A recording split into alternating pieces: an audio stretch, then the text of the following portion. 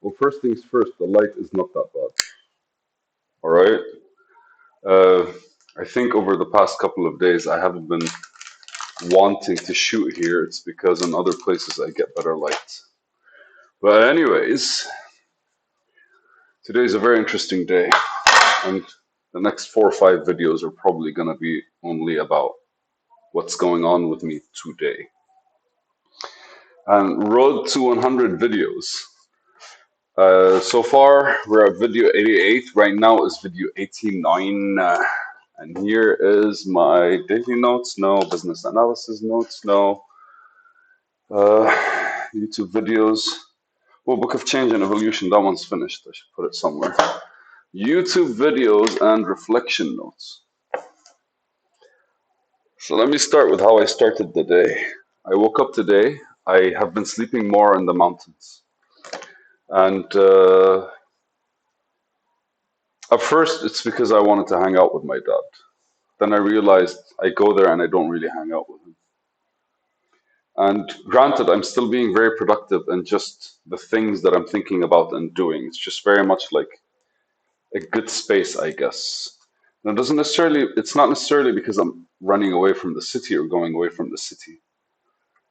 I think it's because I'm associating going there to being away from my house here. And again, if I show you the place, super cute and all that stuff.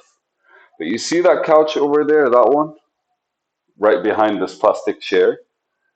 It has some form of bugs on it. That anytime I sit on it, they start climbing off me and like pinching me.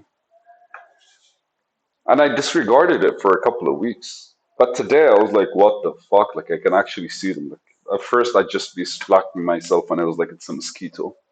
But today I was like, this shit's real. So I've been living in a house kind of like as because of how old it is, I expected this stuff. But didn't really like show up in my head. So I've been avoiding this house and I've been avoiding sleeping here. And it's shitty, it's because I have cats. And everywhere I go, I have to consider them with me. And I even thought about like finding a place in the mountain or something like this.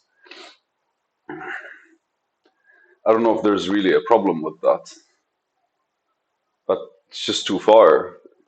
For me to get to where I work and to go back will be about like an hour to come and an hour to go, which is perfect time for me to plan, write stuff, read, and all that stuff, those things. But I'd literally be sitting in a small minivan with like a lot of people. I'd be sitting in a small minivan with a lot of people. And right now, come winter time, well, in summer, all of us are sweaty, and in winter time, all of us are wet. It's not an optimal condition to travel. Plus, with the time, and also with the, I want to say distance. In the mountains, I get to be I'm a lot more isolated. But I really want to find a decent house. But anyways, on that note, I'll go back to what happened later on. But to explain the day I came, and all is set, I had the car, my cousin's car, I was helping her fix it up. I had it with me, I parked it, and I have to go park it back in the house later and go get the other car. Because she has 2 cars and she traveled, and she wondered if I was able to, like, basically do this favor for her. In all honesty, like, she messaged me today telling me thank you. And while I was responding, I thought, like, no. Uh, my message to her, wait, let me get it.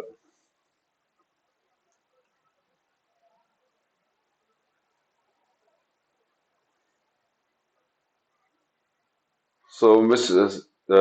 She messaged me, thank you, Habibi. Thank you so much, Anjad, as in, like, for real, thank you very much. My response to her was, it's the least I would do, Habibi. And I thought about it because the least I could do versus the least I would do. The least I could do is more like, no, I could do more, but would is something that so the least I would do for her, and now the electricity is gone, by the way, can you still see my face? So the least I would do would be that. But anyways, so very much, it's stressful, like being stuck in traffic, man. It's stressful being, it's exhausting. being in public transportations, especially the way they drive in Lebanon, especially the way the traffic is, and especially it's like just moving like this for like an hour, 2 hours. It's very stressful. So like existing in a small house right close to work or close to work, what you're doing makes a lot of sense, and I understand it. I just really chose a bad one, and I wrote about it right now, about like 15 minutes ago. Like I was not feeling 100% when I was at the house. I decided to go write, and so I went where work is. There's a small garden outside, and I sat there and I started writing. Like, what am I probably thinking about? Just fleshing out these feelings. But anyway, so I sit and I have a small conversation with the person that works next to me, and then I have a series of meetings when it comes to my work. The first meeting was a bit good. It was with the initial stakeholder, which is the owner, and we talked to the brand designer. So, like, we were talking to the brand designer. He was being a lot more understanding. He hasn't talked to me since last week, and from my perspective, I really don't like fucking care. Just don't be a cunt to me. Don't be an asshole to me. So I let it slide and I continued talking only about work and all that shit. So it's like, I don't fucking care as long as you do not do this shit again. There needs to be a conversation about this, but I'm not going to have this conversation on the phone. Next time I see him, I'm going to sit with him. I'm going to be like, listen, bro, this happened that one time. It can't happen again. It shouldn't happen again. Both of us are working in the same direction and that kind of conversation. Second meeting was with the people that I'm working with. And it was good and positive because we're working on the actual paper, we're working on the systematic approach towards customers. So the foundation, the phone calls that we're going to be making, how we're making the phone calls, what are the questions we want to ask, what's the information we want to get out of it. And we're kind of like slowly sifting through the nonsense that could be created or could be engaged with, because like sometimes you can ask a question in many different ways, and every time you ask it in a certain kind of way, every time you ask it, it the customer will respond differently and depending on their mood and all that shit. So kind of like building some form of awareness. But a second thing, I actually asked them, and I only demanded two things from them, which is let's work on these kinds of stuff in order to improve sales as I do my part of the job. And the second one was literally, hey guys, at the end of every day, write down a report of what you guys did that day. And my idea behind it was first strengthen their English, right? You can't say you want to do better in a corporate structure that's funded by America and be perfectly content with the bare English that you know. And the fucked up part is they like, I get it. That's how people are, man. They would look at you, be like, yeah, yeah, yeah, yeah, yeah, yeah, yeah, yeah. And they would push you and they would spend money on it, but they would not actually put in the effort to kind of like learn or change or adopt. And that was a byproduct. My goal was every single day you get to reflect on the things that you did and look at them from an objective standpoint at the end of the day. So that if we're going to do any form of planning, we actually have like baselines to work with. Because ultimately, if I create a business plan, all of them kind of like have to reach targets, set goals, and they have to set their own like records. Because I'm really not all people, you can tell them this is what I want from you, go, unless it's a culture built in the company. And man, the drama was 30 minutes of just nonsense. And at the end of it, I was like, listen, man, just do what you want. Like, I don't believe whatever you're saying is not something I'm ever going to accept. And I've been telling you that. Like, it doesn't matter how many times you explain it to me, I'm not going to accept it. I believe this is the right thing to do. If you don't want to do it, that's perfectly fine. But I believe that's the right thing to do. So if you don't want to do it, that's perfectly fine. I'll do my job. I'll fill my reports accordingly. If you don't want to fill yours, that's perfectly fine. But it's on you. The change that you wanted is the same change you're rejecting. But anyways, it was super dramatic. And after that, it was like it was literally like 45 minutes actually. It was 45 minutes of this intense back and forth.